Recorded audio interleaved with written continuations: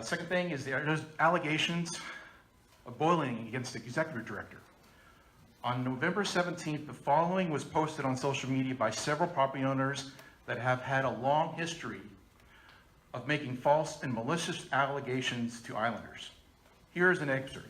On Thursday night, just as the POA office was about to close, board members Moore and Tate showed up at the office to bully and abuse Mr. Smock. Even though the door was closed, their insults and abuses could be heard around the office. Beyond the employees, a member was in the lobby and heard their abuse.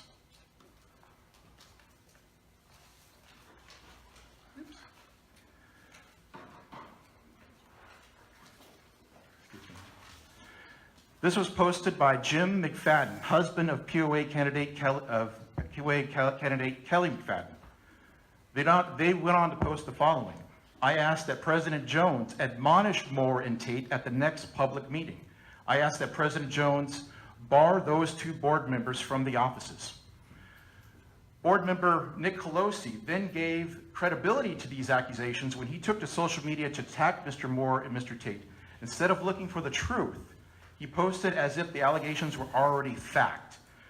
Quote, Moore and Tate are again trying to drive off good staff to return to the POA office to a private club. Perhaps Mr. Smock should file a hostile workplace complaint, as Nick Colosi. I ask that the board publicly set the record straight tonight, and if need be, issue an apology to those who falsely accused. In the past year, Islanders have been repeatedly subjected to multiple false allegations by these same individuals. Many of them were false allegations of criminal activity. This should not be acceptable to anyone that believes in truth and justice. That simply does not reflect Island values, Texan values, for that matter, American values. So please do the right thing. Let's hear the truth. Let's set the record straight. Thank you.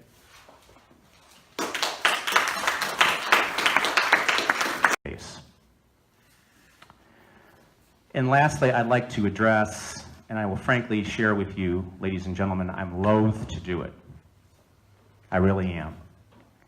But there's been a lot of talk on social media, and it was raised tonight about the meeting that took place on November 15th at the POA office between among two board members and me. I said on Facebook, I don't comment on meetings with board members, and I'm not going to comment now on the substance or what was discussed. If the board members choose to reveal that, that is their prerogative. I don't censor anybody, just me. I want to say, though, and I will say this again in executive session, but you're all sitting there and you've been so patient, that our meeting was civil, our meeting was correct, our meeting was polite. What others may have thought they heard or were told by yet again someone else that they heard,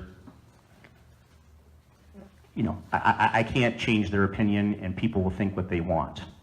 But the meeting was correct, it was civil, it was polite, and frankly, I did not feel at any time that I was bullied. I will say that when these two gentlemen showed up, I'm like, you know, Jesus, it's the end of the day, I want to go home. I was tired, you know, and the beer was chilling, you know what I mean?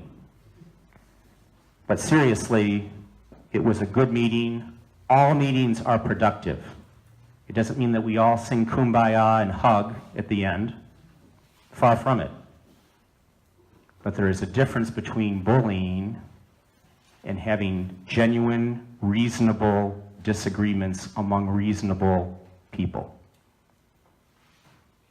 And that is the last I will say on that.